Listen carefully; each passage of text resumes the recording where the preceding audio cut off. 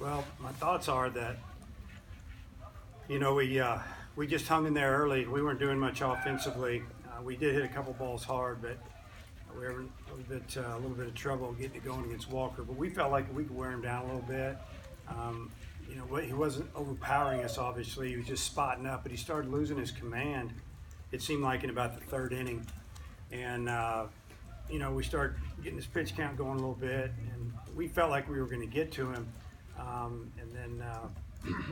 Obviously, to me, though, we were down 3-0. They had the base loaded, one out. Cops goes 2-0 on the hitter, and then he gets a double play ball. And, all of a sudden, we're in the dugout, down 3 runs, and, I think we kept the lead in half. I think that's what went on, something along that line. But, that was just a big pitch in the game, getting that double play ball. And obviously, we felt like they were going to go with Hess off of Walker. It's kind of a totally different type fastball, as you saw. And I think he got a little tired. He came in, with almost like closer mentality, throwing the ball 95, 97 miles an hour on the board. I don't know what it was actually. Threw a couple of good breaking balls and a couple of change-ups, but we started taking better swings at him, and then obviously Heston hit the home run on a fastball that just timed him up pretty good, and he got one. And when we tied it up, we felt like we were going to win the game. We had our pitching lined up, and obviously we punched in another 8 runs and tried to save Cronin there in the 9th after we already had him pretty much loose. And I guess the good thing is he didn't have to throw it about 8 or 9 or 10 pitches. So we still have everybody available tomorrow, but it was a good win for our team to come back like that. You mentioned the Cops when he came in. Kostichuk also came in and answered 3 and 4 hole. What did you think of that sequence? I thought they both did a great job. Obviously Cops came in and settled it down for us. Wicklander was a little wild. He was getting behind in the count all the time.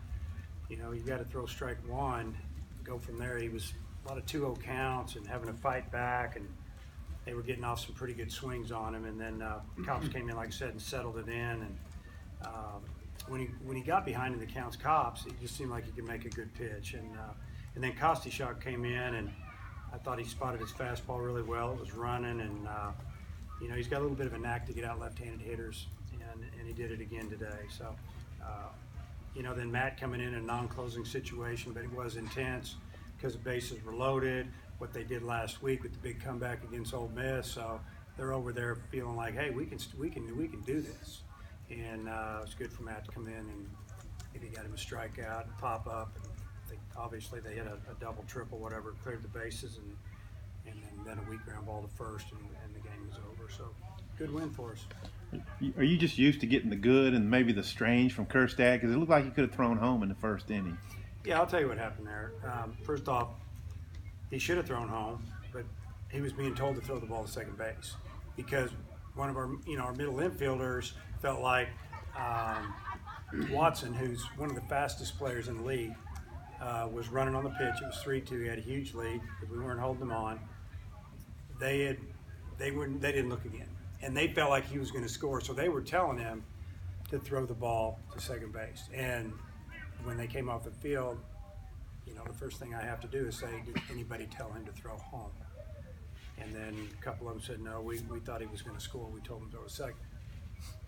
So there wasn't a whole lot I could say to that except that Heston had the ball when he hit third base, so there was a chance to throw him out the plate. But yeah, we didn't get off to a good start. Fortunately, like I said, our guys, they just kind of hang in there and they don't panic, and they found a way to come back. You've been close in a lot of these series, but you finally get your first series win over LSU since 2011. Yeah, in 2011, that was the game McCann hit the grand slam with 2 outs in the bottom of the 9th when we were down 3, something like that, and then we went on to sweep them. And sometimes a big hit like that can change the whole series, obviously. And yeah, it feels good to win the series. We're not satisfied. We're gonna do everything we can to win tomorrow. What was did the umpire motion Cops to come in before you were quite ready to do it, or what happened out there? Yeah, he motioned Kostichuk to come in, I think. Yeah. I think I figured they'd at least walk out to the mound and say, okay, which one you want, the righty or the lefty or whatever they say. But it was the second visit of the inning, and we knew that. We were going to take him out, but he just said, we're kind of told to just go get him. Okay. He was ready. When Heston hit that home run, do you feel like that was maybe the turning point in the game? We felt like we were going to win the game. I mean, we come all the way back. They had stranded some runners, and we felt like that. We felt like Hess was starting to lose a little bit of his fastball. And, he's got a great one. He's going from 95, 96, 97 to 93. That's a big difference. And because we've seen a lot of that this year. So, they still have some weapons down there. And, they still have Fontenot, but they didn't bring him in. And they're saving him for tomorrow. You Good mentioned, arm how, was you mentioned how different his fastball was from Walker's. And do you feel like maybe that played into your hands a little bit? I don't think so a whole lot. I think usually that's a good combo for them. It's worked. They've come with Hess off Walker the last week or two, and it's worked for them. I just think that we had enough time left in the game to maybe get his pitch count up and maybe take a little bit off that velo. And he ended up throwing 49 pitches, and I didn't even realize we got 6 outs, 2 innings. Goodhart was 0 for 9 before you got there. Yeah, he's been frustrated. We kind of felt like he was going to come through, and I think it was kind of a slider. It was kind of up, and he hit it solid, but he hit it in the middle to the. He didn't get jammed, but he didn't hit it on the barrel either. And but he did get enough of it and got out front and hooked it. It was a really good read by Franklin on second. He read it off the bat as a down, and he scored easy. I think Cobb had an outing last week where he struggled a little bit, but it seems like the last 2 Yeah, he struggled in an outing against Kentucky. We had to go get him, and then he came in then he had a day off. The next time he came in, he pitched really well. So, that outing that he didn't do well, that's one of the first ones lately that hasn't gone real well. So we figured he'd throw well tonight, and he did. What's the pitch you play for tomorrow? We'll start Connor Nolan. Anybody else? Okay, thanks.